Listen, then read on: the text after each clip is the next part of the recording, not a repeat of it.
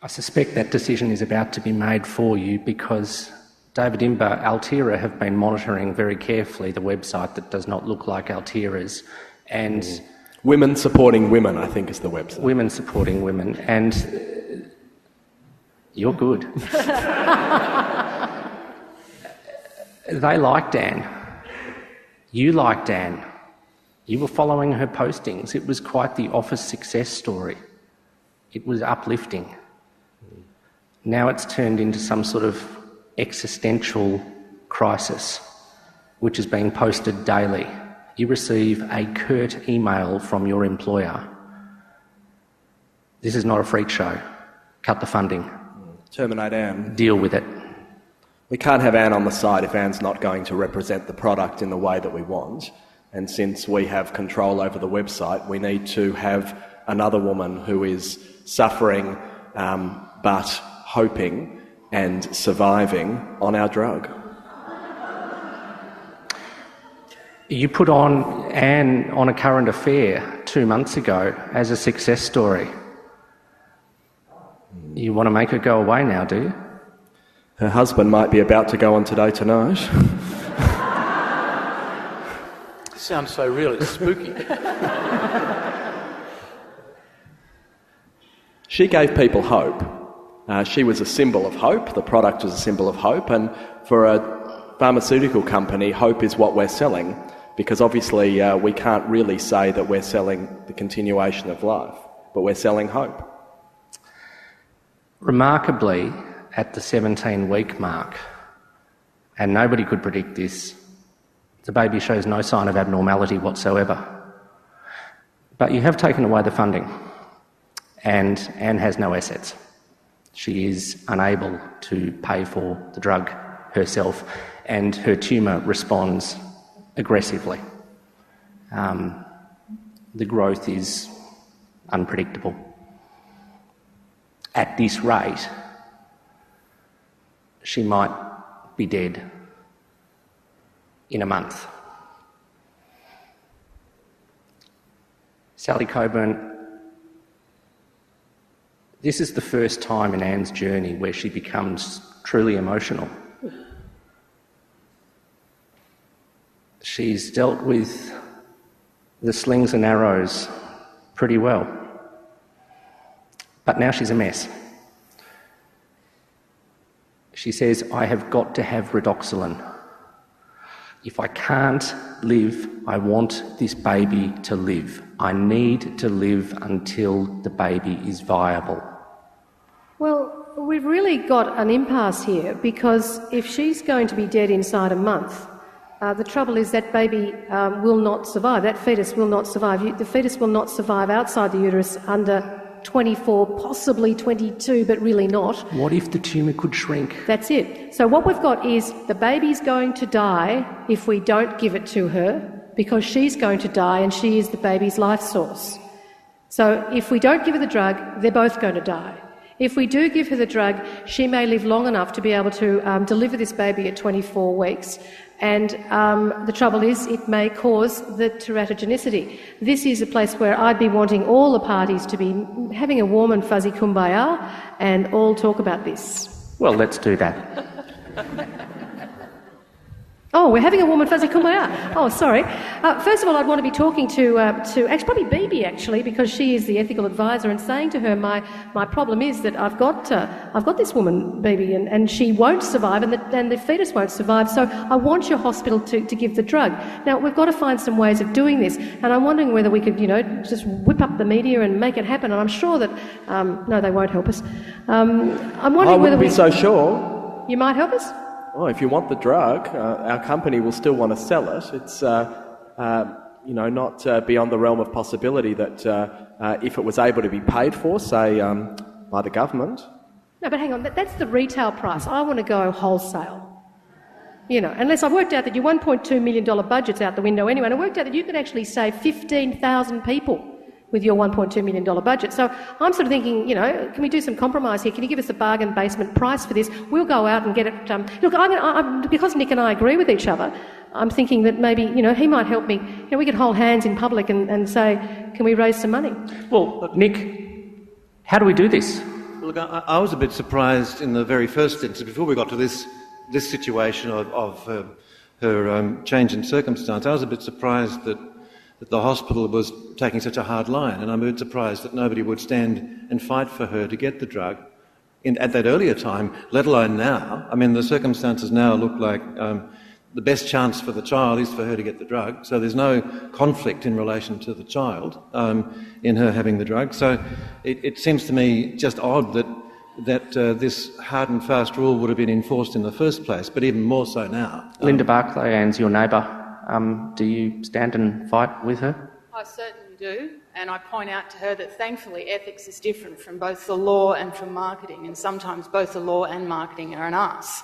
So the ethical position here is, as Nick says, that it's completely unacceptable for the hospital to withdraw a life-saving drug from its patient simply because it's worried about the possibility of litigation later. I would argue that that fails catastrophically in your duty of care to your patients, and I would advise you very quickly to get an ethics committee together before Anne and I go off and start talking to the Women's Weekly.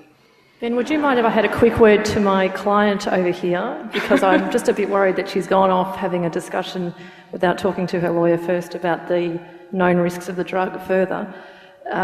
Dr. Cockburn, as I understood your earlier advice to me... Are you my lawyer? Yes, I'm the... How did you become my lawyer? I'm the hospital lawyer.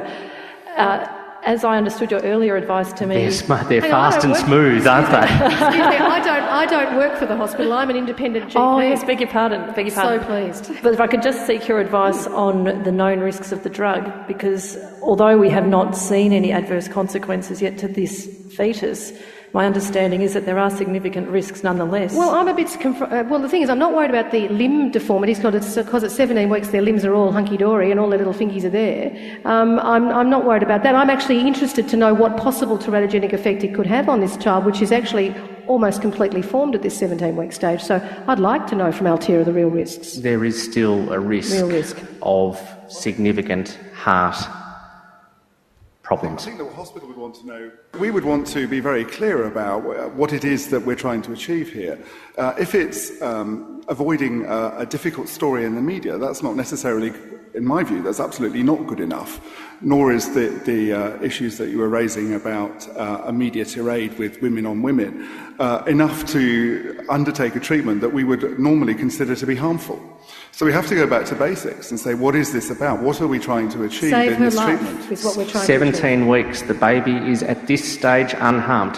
So we know from the evidence that's available that we will harm this baby if we continue. But she will die before this baby is viable. So we know that we will continue to harm this baby. We don't know that she will die in 4 weeks. The number of times that we hear a 4 weeks prognosis turning into 40 weeks is considerable. So we don't know some of these things. What we do have is a very clear protocol about how we do create knowledge. And it's very difficult for an organisation to decide to arbitrarily step outside of it because it's convenient at one moment. We have, as many hospitals do, hundreds of such examples every year. And if we choose to jump one, why shouldn't we jump into all sorts of difficult treatments that actually have no advantage to patients, but might be considered useful by individuals? So we have to create some evidence to say that this is the right thing to do. Now, at this time... So the protocol is more important than the woman's life and the child's life? So what we're saying is the protocol is there to protect the woman's life. But the protocol's there for the masses. We're talking about an individual. In fact, we're not talking about whether it works in everyone. We're talking about whether it works in this woman, and it does work in this woman. So we don't know that it will work in this woman or the harm that it will do to the fetus. What we have is evidence that long-term survival is not unduly affected. We have definite evidence, as I've understood it, that the fetus will be harmed. What we are able to say is that your one-to-one interaction with the patient is absolutely understandable. But on the basis of trying to run a program that crosses many patients and populations, you cannot arbitrarily step outside of a protocol because it's convenient at the moment. Convenient.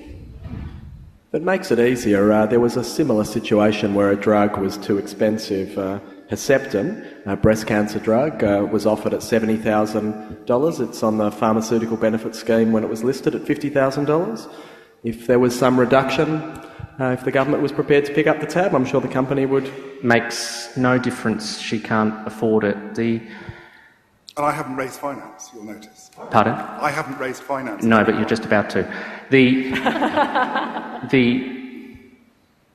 You have an obligation as a hospital to ensure that newborn babies don't die through starvation, presumably.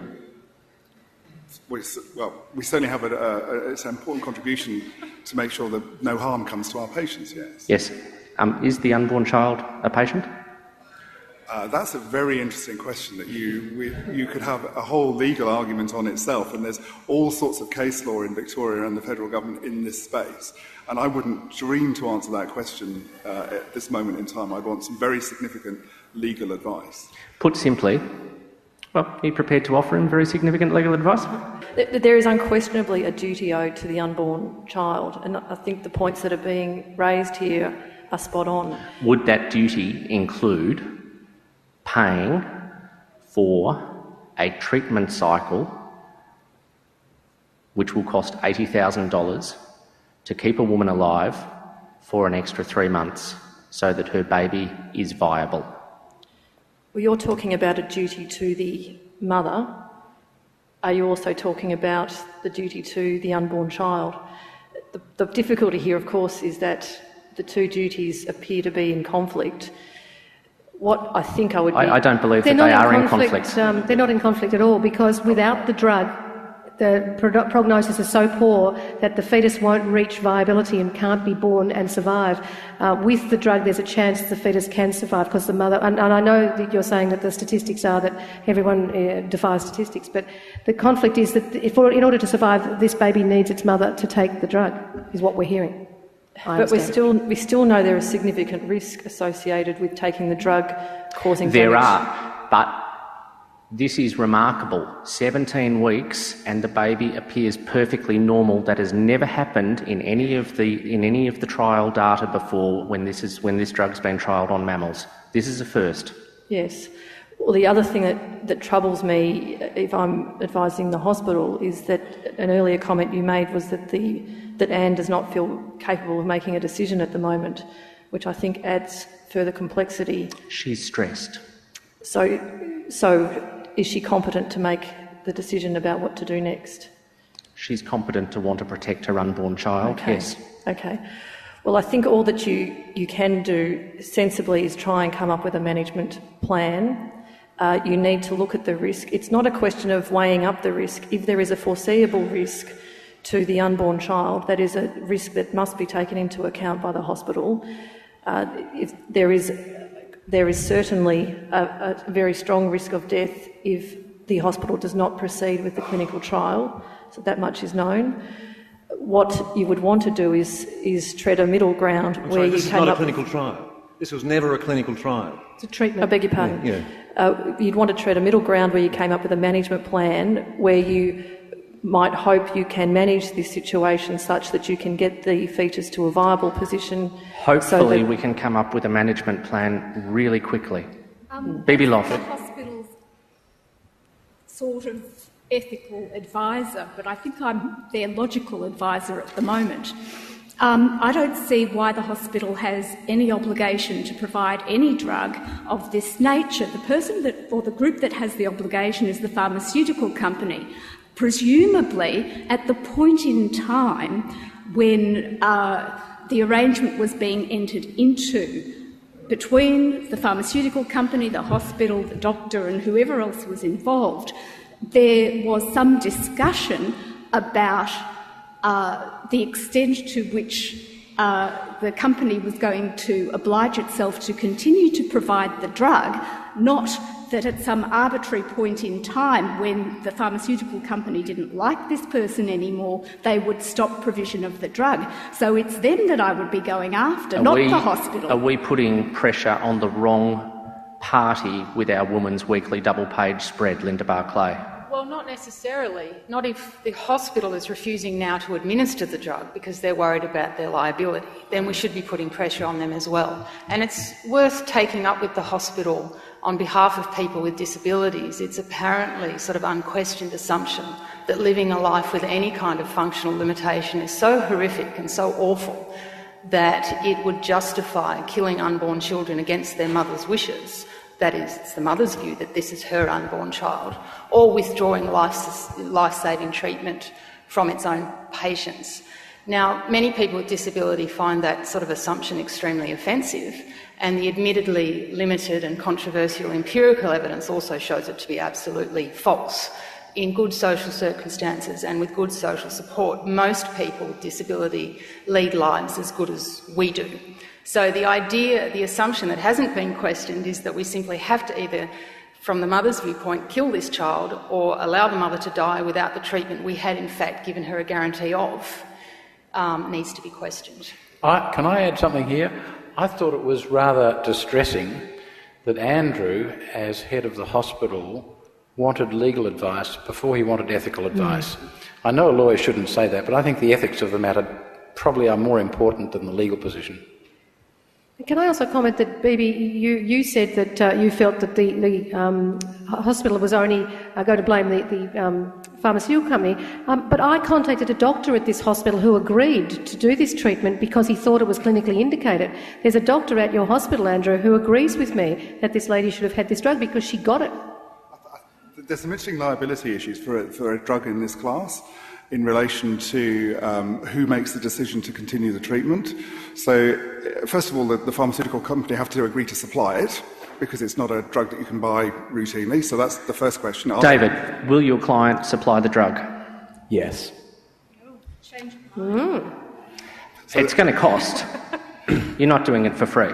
We were prepared to do it for free when she was good public relations, but we're always prepared to supply the drug or a company. It's going to cost your hospital. It's going to cost your hospital about $80,000 to keep this woman alive, so that her child can come to term. Well, we'll come back to the money in a minute, but we don't actually know that's what will be the outcome. We're assuming that if we do this, this will be the outcome. So the next question we have to ask is, if the drug is available, and we'll worry about the cost later, is there a clinician prepared to give it in these circumstances? And that may well not be the case while she's pregnant. There may be no individual clinician prepared to take on the liability and responsibility of acting in that way. Her treating oncologist has actually become quite involved with the narrative. So assuming he's comfortable and he's checked out his own personal liabilities as a consequence... Actually, she's very comfortable with it. I'm glad that she's very comfortable with it. As it happens, there isn't a she in this place on my staff at the moment, so I hadn't got into that habit. But and that's a shortfall of the way in which we train people, I think. So the next question is there a doctor prepared to do this in these circumstances? I've tested some of this sort of thinking out, and my understanding is without very significant liability being taken up the system, so our insurers, us as a hospital and the pharmaceutical company, they would not. And then the third thing is, would the hospital and its insurers be prepared to cover the liabilities as a consequence? Julian Burnside, we accept the principle of wrongful death. Can we not invert that principle and say that we have an obligation to not prevent, to enable life? To maintain circumstances which will enable the child to be born healthy. I agree. I think that's probably the ethically right position. And more often than not, the ethically right position is the position which the law will support. But I think check with Bibi before you check with your insurer. So we would like to explore a different scenario, which is at 17 weeks. The best neonatal care available in the world would suggest that the size of the fetus may be viable sooner than we think. So maybe there's something about here checking out the neonatal services that are available and actually having an early pregnancy, its delivery, for neonatal support, and then allowing the mother to have treatment. Unfortunately, that's not true. That's the ultimate high-risk strategy against what looks like a reasonably fair proposition. There's never been a fetus that's survived under 22 weeks anywhere in the world, is my understanding. Nick, you may... No, and there have been... If they've done the treatments, there have been a couple at 18 weeks that survived, but they survived because they had matured the lungs and so on beforehand. So they had preparation. So it's not unheard of that it could be earlier, but from my perspective as an ethicist, as you say, you're taking the higher risk strategy, and you're only taking the higher risk strategy because of the liabilities of the hospital and the parties involved. At 18 weeks, the baby is diagnosed with a very significant heart complication, which will likely result in its death within 12 months. Does this in any way, shape or form change the ethical position, Linda Barclay? It might change my views about what I would do if I was in Anne's situation, but it certainly doesn't change my views about how people should or should not be pressuring Anne to make her own decision. The idea of bullying somebody into an abortion or taking away from a hospital's patients life-sustaining treatment that it has previously agreed to administer, both of those options are even worse. Bibi Loft, did it in any way, shape or form change the ethical position from which we make this decision? What I would suggest is that the practical aspects of payment and provision of support and planning for provision of support to the child are separate debates from what might be considered to be the morally right thing to do.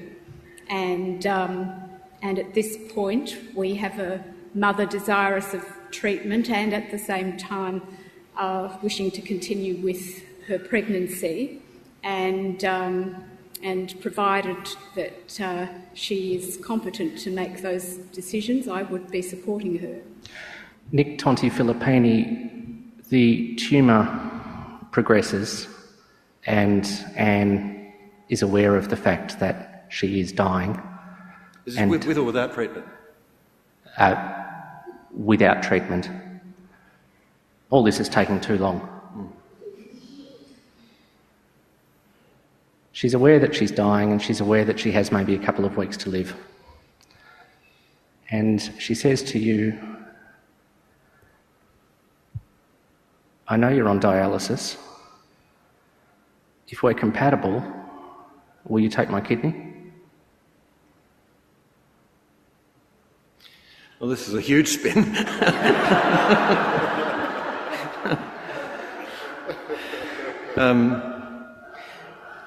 I would suggest to her in those circumstances that she donate the kidneys to the cadaveric pool after death. That there are many others who would benefit more from the kidney than I would. She is a former student of yours and she's inspired by the example of Kerry Packer's helicopter driver. I've got no money to pay her, I'm afraid. She does want it to be you.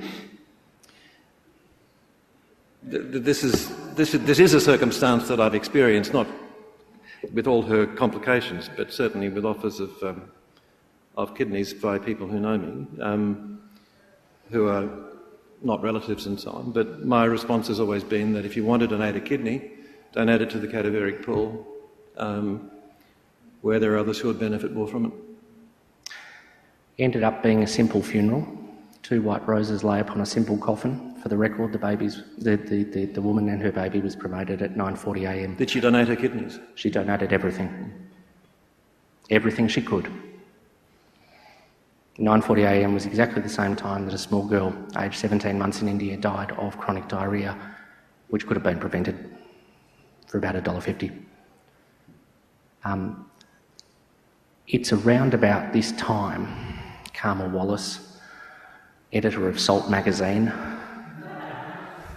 at Sneddon University. Sneddon University is an institution that had at least 1 too many threes in its national ranking prior to Ed Byrne taking on the Vice-Chancellorship. Rocketing up the scales it is now. You are sitting on a dynamite file which has found its way to the Salt office via, it appears, an Indian law firm. And it details extensively the relationship between Sneddon University, a company by the name of ProGenTech, the fact that they have developed a potential cure for type 2 diabetes in pill form, and the fact that there is a cluster of individuals around a particular hospital in phase 3 clinical trials which are being held in India that have suffered complete renal failure. And this file details the toings and froings between the parties, the university, their lawyers, the Indian plaintiffs. This is, just speaking as one former editor of Salt magazine, this is more exciting than a text-heavy anarchist press release. This is good stuff. You're midway through your annual funding negotiations after the VSU legislation. This is what you have to do now. It's a delicate stage in the negotiation. Think about what you might do. But just while we do that, you've been contacted by a couple from Houston. They just love Baz Luhrmann's film Australia, and they want to have a little Australia. They're prepared to pay you $30,000 for your eggs, a trip to Houston, injections of hormone therapy, surgical removal of some eggs, business class flight, good travel expenses, and $30,000 to pay you for your time. Take them up? Yes.